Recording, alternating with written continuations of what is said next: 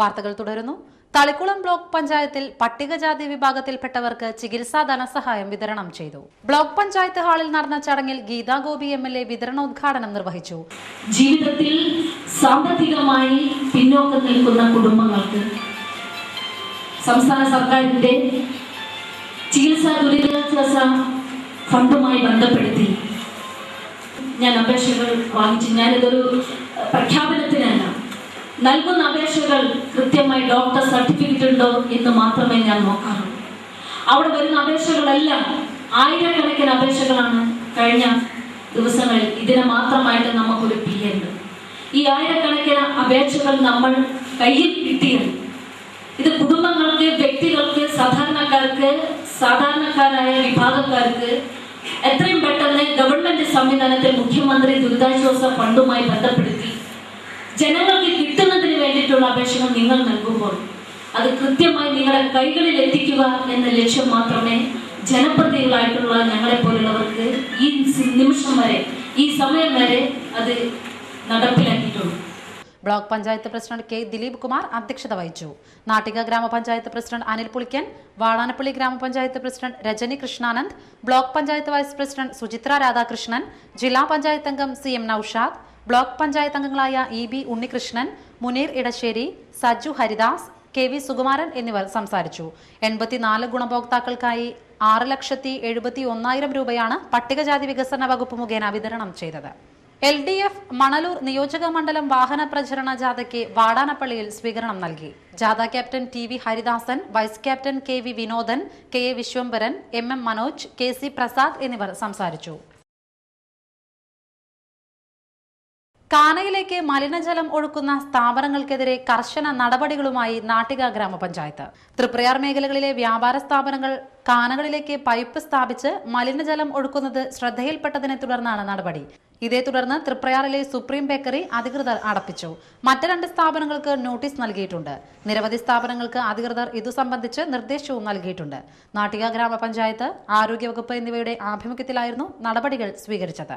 കാനയിലേക്ക് മലിനജലം ഒഴുക്കുന്ന വ്യാപാര സ്ഥാപനങ്ങൾക്കെതിരെ കർശന നടപടി സ്വീകരിക്കുമെന്ന് പ്രസിഡന്റ് അനിൽ പുളിക്കൻ പറഞ്ഞു.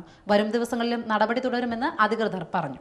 ഇന്ന് ഗ്രാമപഞ്ചായത്ത് ജനപ്രതിനിധികളും പഞ്ചായത്ത് സെക്രട്ടറി ഉൾപ്പെടെ, ആരോഗ്യ ഉദ്യോഗസ്ഥന്മാർ ഉൾപ്പെടെ, അതുപോലെ തന്നെ നാഷണൽ ഹൈവേയിലെ ഉദ്യോഗസ്ഥന്മാർ ഉൾപ്പെടെ സംയുക്ത പരിശോധന നടത്തി വെള്ളക്കെട്ട് ഒഴിപ്പിക്കുന്നതിന് വേണ്ടി വെള്ളം കെട്ടിനിൽക്കുന്ന പ്രദേശങ്ങളിൽ അത് നികത്തുന്ന തരത്തിലുള്ള നടപടികൾ ആരംഭിക്കുകയും ഒപ്പം നാഷണൽ ഹൈവേയിലൂടെ പോകുന്ന കാനയിൽ, ആ കാനയിലേക്ക് മലിനജലം പല വ്യാപാര സ്ഥാപനങ്ങളും ഒഴുക്കിവിടുന്നതായി ശ്രദ്ധയിൽപ്പെട്ടു.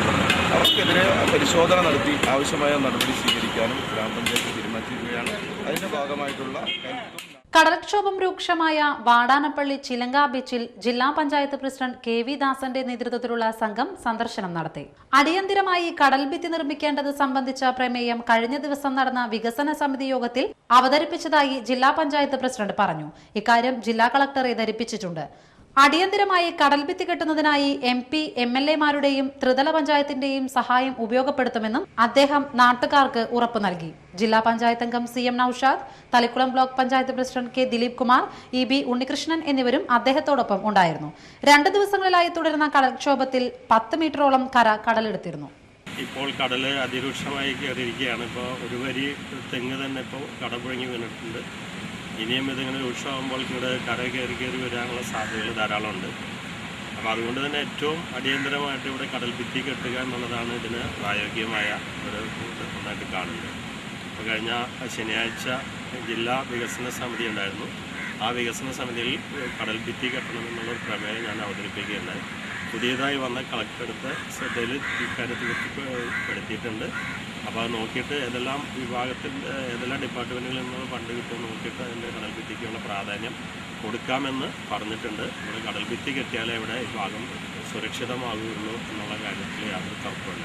അപ്പോൾ അതിനുവേണ്ടിയുള്ള പ്രവർത്തനങ്ങൾ ഇപ്പോൾ ത്രിതല പഞ്ചായത്തിലെ MLA ായിട്ടും ബന്ധപ്പെട്ടുകൊണ്ട് അതിന് വേണ്ട കാര്യങ്ങൾ ചെയ്യാൻ മുന്നിലുണ്ടാവും എന്നാണ് എനിക്ക് പറയാനുള്ളത്. Thrithallur Kamala Nehru memorial vocational higher secondary സ്കൂളിൽ SSLC +2 പരീക്ഷകളിൽ മികച്ച വിജയം നേടിയ വിദ്യാർത്ഥികൾക്കുള്ള അനുമോദനം സംഘടിപ്പിച്ചു.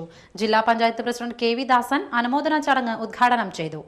കഴിഞ്ഞ വർഷം നമ്മുടെ ഈ സ്കൂളിന് എത്ര A+ എന്നായിരുന്നു കുട്ടികൾക്ക് പറയാൻ പറ്റുമോ? എത്ര A+ കഴിഞ്ഞ വർഷം ഉണ്ടായിരുന്നു? 5 അല്ലേ? ഈ വർഷം അപ്പൊ നമ്മുടെ പഠിപ്പ് എങ്ങോട്ടാ പോണേ? പിറകോട്ടല്ലേ? അങ്ങനെയല്ലല്ലോ വേണ്ടത്, മുന്നോട്ടല്ലേ പോകേണ്ടത്. അപ്പൊ ഇതിന്റെ ഇപ്പോ SSLCക്ക് പഠിക്കുന്ന കുട്ടികളോട് കൈപ്പിടിക്കാൻ അധ്യാപകന്മാരുടെ അടുത്തേക്ക് ചോദിക്കും, എത്ര A+ കിട്ടിയെന്ന് ചോദിക്കും. ഈ കൈപ്പൊക്കിയ എല്ലാവർക്കും A+ കിട്ടിക്കഴിഞ്ഞാൽ ജില്ലാ പ്രളയത്തിൻ്റെതായ ഒരു സമ്മാനം. SSLC പരീക്ഷയിൽ മുഴുവൻ A+ നേടിയ KS കൃഷ്ണപ്രിയയ്ക്കുള്ള പ്രത്യേക ഉപഹാരവും അദ്ദേഹം സമ്മാനിച്ചു. വാടാനപ്പള്ളി ഗ്രാമപഞ്ചായത്ത് പ്രസിഡന്റ് രജനി കൃഷ്ണാനന്ദ് അധ്യക്ഷയായിരുന്നു. വിരമിച്ച അധ്യാപകർ ഏർപ്പെടുത്തിയ എൻഡോവ്മെന്റ് വിതരണം Thalikulam block panchayat president K Dileep കുമാറും SSLC പരീക്ഷാ വിജയികൾക്കുള്ള സമ്മാനദാനം ജില്ലാ പഞ്ചായത്ത് അംഗം CM നൌഷാദും നിർവഹിച്ചു. തളിക്കുളം ബ്ലോക്ക് വികസന standing committee chairman EB Unnikrishnan +2 വിജയികൾക്കുള്ള സമ്മാനദാനം നിർവഹിച്ചു. പ്രിൻസിപ്പൽ KV റോഷ്നി, പ്രധാനാധ്യാപിക Dolly Kurian, Leena Ravidas, Valappad AEO AB ജയപ്രകാശ്, staff secretary NK Suresh Kumar, Jubumon Vadanappally എന്നിവർ സംസാരിച്ചു. സാഹിത്യ നിരൂപകൻ ധർമ്മരാജ് തൃത്തല്ലൂരിനെ നന്മ നാട്ടിക മേഖലാ കമ്മിറ്റി ആദരിച്ചു.